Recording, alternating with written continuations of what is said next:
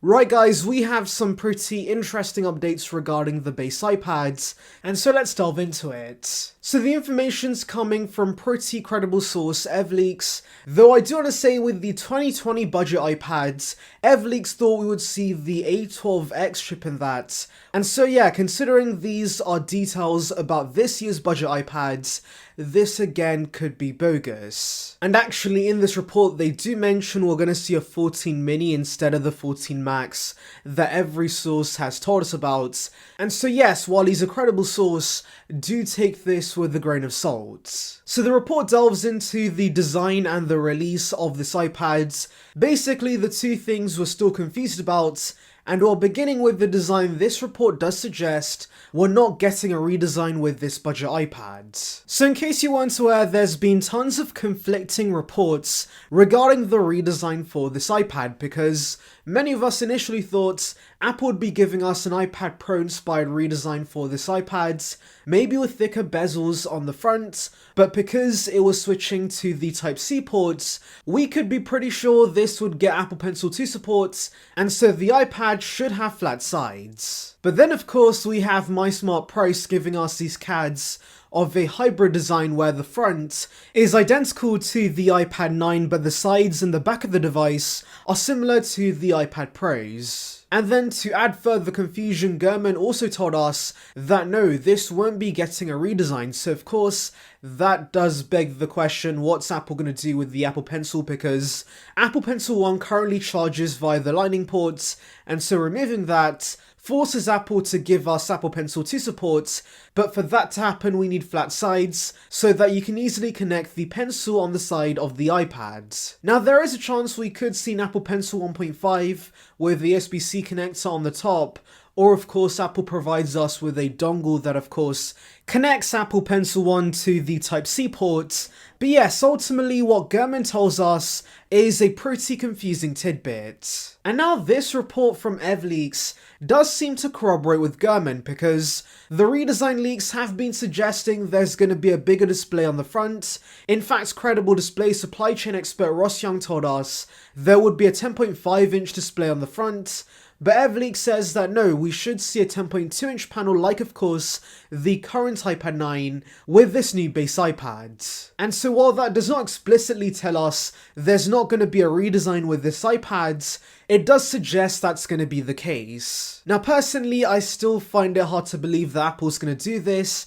Giving us an Apple Pencil 1.5 would not make sense, since Apple usually recycles old accessories from the iPad Pro for the base iPad, and has never specially made any accessories for this iPad. And while giving us a dongle to connect the pencil to the iPad would be a pretty cumbersome experience, and so yeah, I doubt that Apple's going to go down that route. Ultimately, to be honest, I think MySmartPrice has the highest chance of being spot on with the design, because obviously one could argue a complete redesign might cannibalize the iPad Air in the lineup, and so till the iPad Air gets a better display on the front, or maybe more exclusive M-series features, Apple should give us a hybrid design where they retain the forehead and chin on the front with the home button, but of course incorporate the flat sides for Apple Pencil 2 support. However, I don't completely agree with these CADs. For example, the camera bump getting a redesign and also incorporating a flash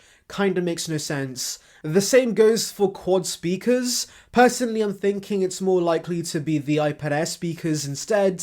And also the dimensions are slightly off. I believe this is taller and wider than the iPad Air 5, which would not make sense. This needs compatibility with a first-party keyboard, and I'm assuming that's going to be the Smart and Magic keyboards Apple offers with the other 11-inch iPads, and so retaining the same dimensions for this iPad would make the most sense. And so essentially Apple's taking the iPad Air chassis, but of course replacing the display on the front with something more similar to the current iPads. Anyways, let's move on to the release, because there's also been confusion regarding this. primarily whether we're going to see this at the September event or the October event instead. So yeah, we've been seeing the base iPads launch at the September event since 2019, but that might not be the case with this year's event, since Gurman thinks the iPad 10 is going to release alongside the M2 iPads at the October event to coincide with the release of iPadOS, which has also been delayed. However, Everleak sources within Apple's top tier channel partners in the Asia Pacific region believe we're going to see both the 10th gen iPads and the M2 iPad Pros launch at the September event. Now personally, I could actually see this being the case because maybe Apple wants the October event to be focused on the Mac and AirPods like they did last year, so of course pushing forward the iPads for a September release could make sense. Also, there's been M2 iPad Pro cases on Amazon that's been scheduled to release on September 7, which of course is the event date. So yeah, I do think there is a good chance we see these iPads pretty soon. Also, one could argue that of course the beginning of September is when students are going back to college, uni and school, and so of course they might be shopping for a new iPad, and so this would give the new base iPads an initial spike in sales. And yes, I know there's been production issues with these iPads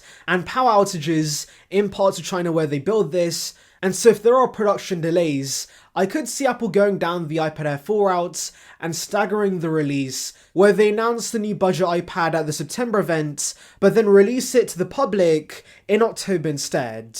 Anyways, let's delve into your comments. So Coco Fanta says, bigger screen 10.5 inches with a panel that's laminated would be nice. If Apple wants to keep the home button and also lightning, they should just give us the iPad Air 3 design. And yes, that would be my dream budget iPad right now because I'm not too annoyed with the forehead and chin, but what bothers me is the panel that's not laminated, and so giving us an iPad Air 3 design that of course would fix that would be appreciated. So Manish Sharma says, will Apple Pencil 1 or 2 support this new base iPad? And while that does depend on whether we'll see flat sides or not, but if MySmartPrice's CADs are right, then yeah, we should see Apple Pencil 2 support with this new iPad. Anyways, that's about it guys, but tell me your thoughts regarding these reports in the comments. Anyways, thank you for watching guys, make sure to like and subscribe for the latest Apple news and rumours. Check out the above on details regarding the M2 iPad Pros,